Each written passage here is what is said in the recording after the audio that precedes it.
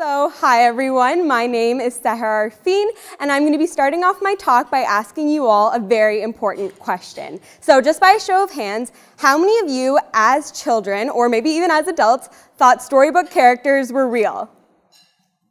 All right, I'm seeing a lot of hands. Same. As a child, I always thought we could grow up to be Cinderella, or in my favorite, Snow White, and that would make me really happy. Especially when I would think about imagining my Prince Charming and my 7 dwarfs coming my way, until my parents broke to me the news that storybooks were actually make-believe and that all the characters didn't actually exist. I was heartbroken. I was heartbroken because I thought that the well-known themes of love and adventure were now limited to the colorful pages of the storybooks lined across my bookshelf, and that I would never be able to grow up to be one of these storybook characters that individuals read about and possibly felt inspired by, or so I thought.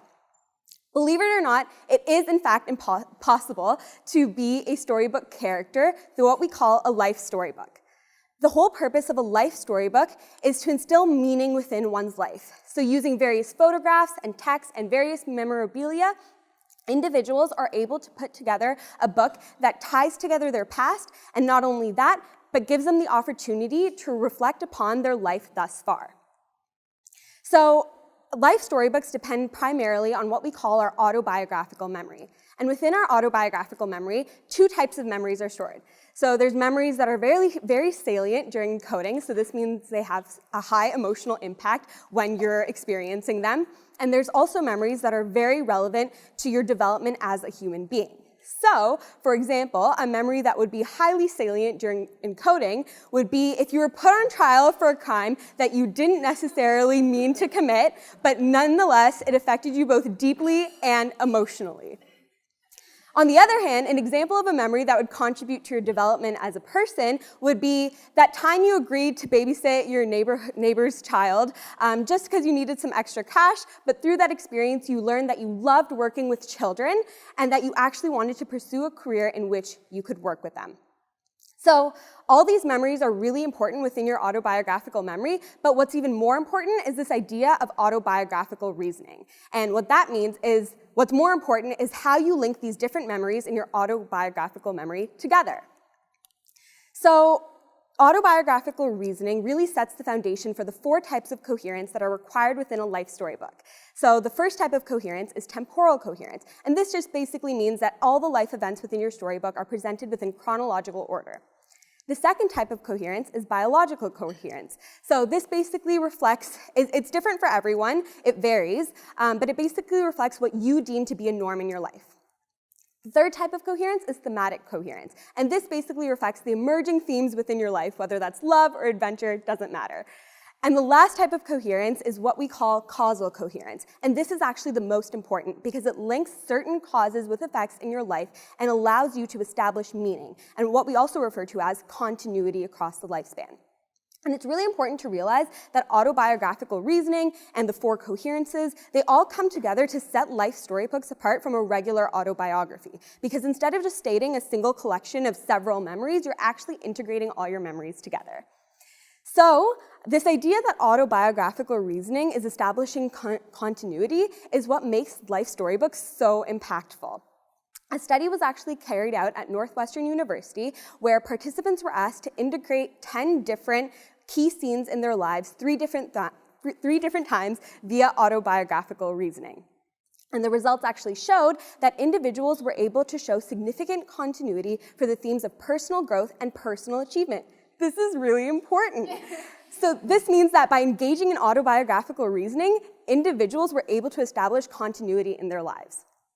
But life storybooks aren't just used for the purpose of establishing meaning and purpose.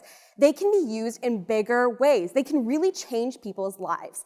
So dementia, as some of you may know, is a term that is used to refer to a range of symptoms associated with a decline in memory and thinking skills. And so a study at Bangor University wanted to see whether life storybooks could have an influence on individuals suffering from mild to moderate dementia. So in this study, there were 2 separate conditions which participants were randomly assigned to.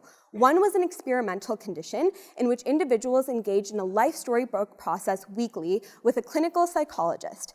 And what they basically did was build their life storybook throughout the weeks. And all the psychologist really acted as was a secretary who would jot down what they were saying in the discussion so that they could integrate all of the memories together into a life storybook. And it was always approved by the participants. So they were really being an active member and engaging in this life storybook process.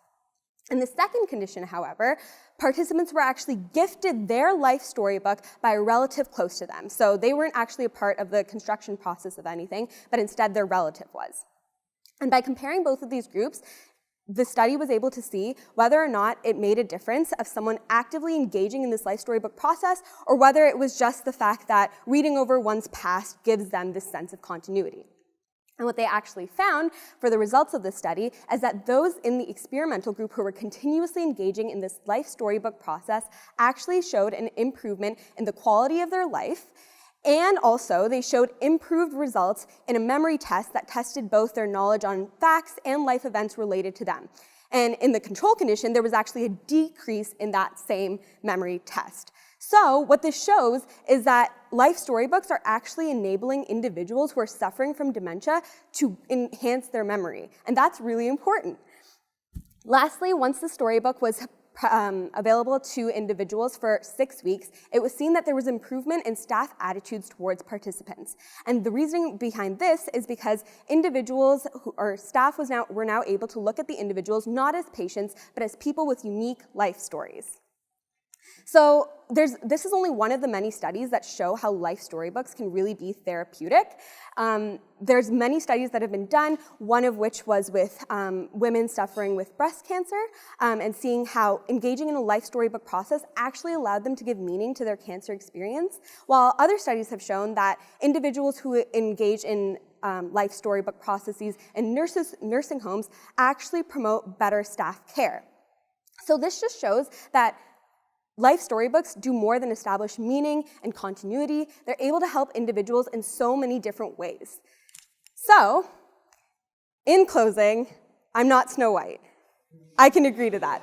But that doesn't mean that I'm not a character as well as all of you. We all have a life story that we're continuously building, and even though it can sometimes get out of hand and we can lose control of it, it's still really important, because maybe by engaging in my life story, I'll never forget this day and all of you and all of your beautiful faces and how much so many of you have inspired me and made me want to do better in my life. So with that, really quick acknowledgements to Dr. Kim and Amy Bachai for being a constant support in this talk, as well as Liam Newlands and Ember Dawes for being a source of inspiration for this topic.